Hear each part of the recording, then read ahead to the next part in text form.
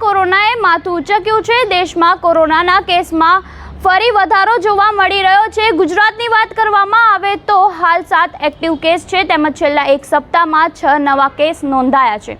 ત્યારે corona case સામે આવતા આરોગ્ય તંત્ર દોડતું થયું છે। દેશમાં હાલ સૌથી વધુ એક્ટિવ કેસ હોય તેવા રાજ્યોમાં केरल 95 સાથે મોખરે છે, તમિલનાડુ 66 સાથે બીજા સ્થાને છે, મહારાષ્ટ્ર 56 સાથે ત્રીજા અને કર્ણાટક 13 સાથે ચોથા અને પોંડુચેરી 10 સાથે પાંચમા અને ગુજરાત છઠ્ઠા સ્થાને છે।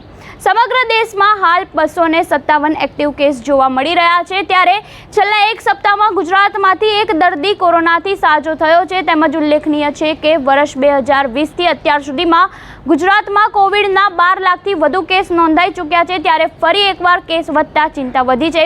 ત્યારે મળતી માહિતી મુજબ મુંબઈમાં કોરોનાના પોઝિટિવથી એકનું મોત થયું હોવાનું સામે આવે છે। ત્યારે આપનું કોવિડ અંગે શું કહેવું છે, અમને કમેન્ટ બોક્સમાં આપના મંતવ્ય જરૂરથી જણાવજો અને આવા વધુ અપડેટ માટે જોડાયેલા રહો નવજીવન ન્યૂઝ સાથે।